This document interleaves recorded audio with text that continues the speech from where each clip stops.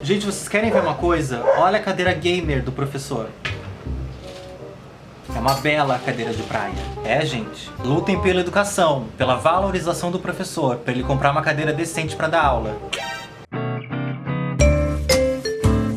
Olá pessoal, como é que vocês estão? Espero que bem. Então a gente vai dar início a uma série de vídeos que falam desse mundo do design gráfico, que é um tema que eu vou explorar bastante com vocês ao longo dessas aulas que a gente vai ter. Hoje então a gente vai falar sobre o desenho da escrita. Por quê? O que isso tem a ver? No final vocês vão entender. Bom, a gente sabe que os primeiros registros gráficos que a gente tem na humanidade são os desenhos rupestres. Eles surgiram quando os seres humanos começaram a pintar as paredes das cavernas com imagens que representavam a própria realidade do que eles estavam vivendo. Embora essa pintura rupestre ela esteja bem longe do que a gente tem hoje em dia de escrita, ela mostra como é que os grupos humanos sentiram essa necessidade, sempre sentiram essa vontade de expressar, de registrar fatos, de expressar sentimentos, de comunicar alguma coisa, nem que seja com desenho. Embora também não se tenha uma definição certa do porquê que eles faziam esse tipo de arte nas cavernas, arte que foi chamada depois, né? Mas esse tipo de manifestação pintada nas cavernas, uns dizem que era uma forma de decoração, alguma coisa decorativa, ornamental. Outros dizem que é uma forma de magia, como se eles pintando esses animais na parede e depois jogando pedra e fazendo esses rituais, eles achavam que com isso a caçada, quando eles fossem caçar de verdade, essa caçada ia ser bem sucedida porque o animal já estava enfraquecido com esse ritual que eles faziam nas cavernas. Um ponto interessante que a gente tem na história em si é que na linha de tempo tradicional da história, a escrita ela marca o período que separa a pré-história da história. É como se tivesse uma história antes da escrita e uma história depois da escrita. É um período bem marcante aí nessa linha de tempo da história da humanidade. No início da organização da escrita, as primeiras manifestações eram pictográficas. O que é uma coisa pictográfica? Picto, pintura, gráfica, escrita, letra. Então, nesse sistema de pictografia, os seres e os objetos eles são representados por meio de desenhos figurativos, ou seja, que eles representavam alguma coisa. Se eles quisessem falar do sol, eles faziam um círculo. Se eles quisessem falar de estrela, eles faziam o símbolo da estrela.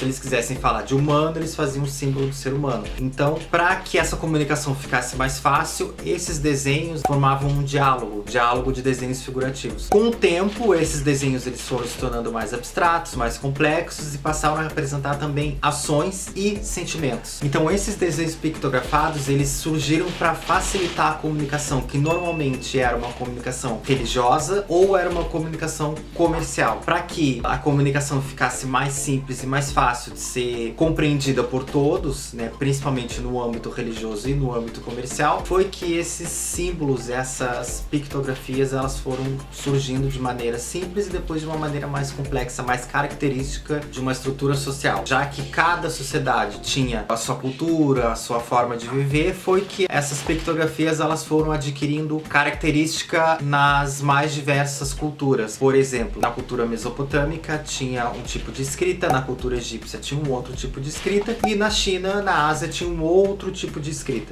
Então, ali mais ao sul da Mesopotâmia, a gente tem uma escrita cuneiforme. O que é essa escrita cuneiforme? É como se fosse vários pontinhos talhados numa argila úmida, com uma ponta, como se fosse um estilete. Cada sinalzinho desse representava um símbolo, uma ação, um sentimento. E ali na cidade, mais ao sul da Mesopotâmia, a gente tem a cidade de Uruk, na Suméria. Aí sim foram encontrados os registros mais antigos de uma escrita que a gente tem notícia. E essa escrita, para que vocês tenham uma noção mais ou menos, tinham 2000 signos. Cada sinal daquele, cada desenho daquele representava uma ação específica, um sentimento específico, e alguns deles, inclusive, representando já uma estrutura de palavra, representavam prefixos e radicais. Saltando agora, cerca de 1000 anos depois, lá no Egito, a gente tem um outro tipo de escrita, que é a escrita hieroglífica, que significa entalhe sagrado. A gente sabe que a cultura egípcia, ela é uma cultura voltada para a morte, ela é uma cultura voltada para esse sagrado, por uma vida depois da morte. E dentro dessa construção, dessa comunicação, esses hieróglifos, eles são desenhos que representam ideias e sons.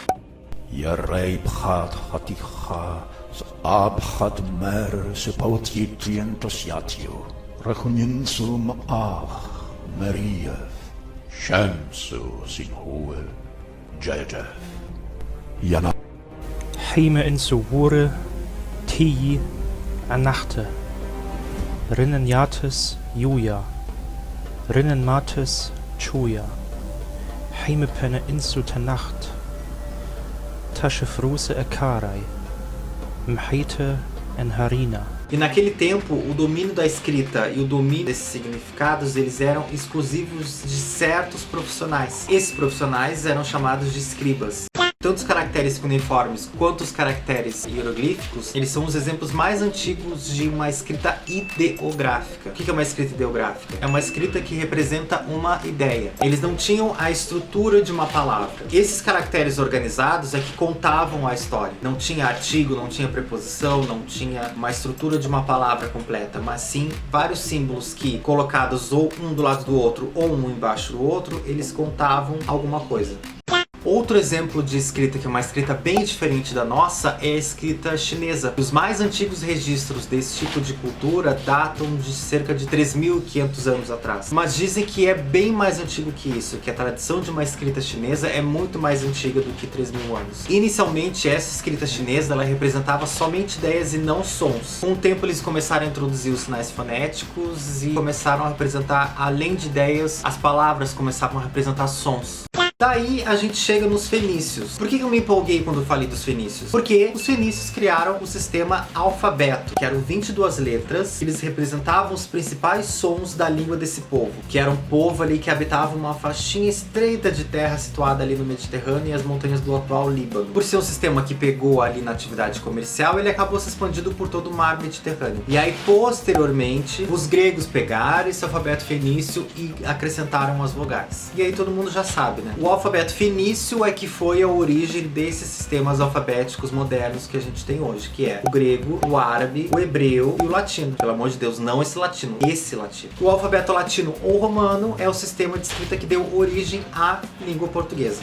E aí vocês me perguntam, professor, que raios isso tem a ver com a arte? E eu respondo, tudo.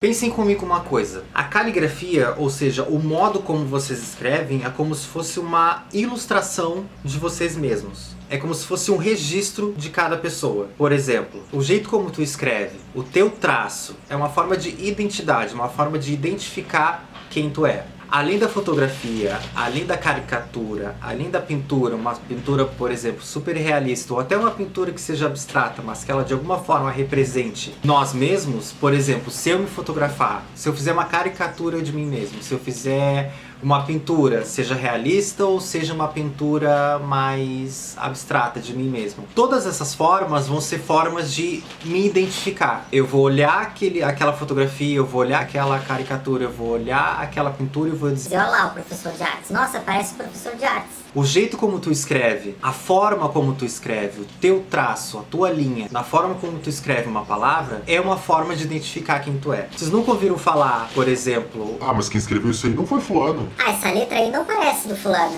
É a mesma coisa quando eu digo, mas nem parece fulano na foto. É a mesma coisa quando eu digo que uma letra não parece a letra de alguma pessoa. Ou que uma foto não parece a foto de alguma pessoa. Vocês estão conseguindo entender? Então essa exclusividade desse traço da escrita, da maneira como tu escreve, da maneira como tu desenha a tua letra, é uma forma de identificar quem nós somos. É uma forma de identificar quem a gente é. Um exemplo claro, assim, são as assinaturas. Quando a gente vai assinar alguma coisa, por exemplo, a nossa carteira de identidade. Todo mundo tem carteira de identidade aí? Bom, se vocês não tiverem, o que vocês estão esperando para tirar essa carteira de identidade de uma vez? O que é essa assinatura? É um desenho da gente. Não um desenho figurativo da nossa forma, mas é um desenho escrito. Uma outra forma de identificar quem a gente é. Através dessa assinatura, que é exclusiva, que é característica de cada um, a gente vai falar, olha, essa assinatura é de fulano. Olha, essa assinatura aqui não é assinatura de fulano.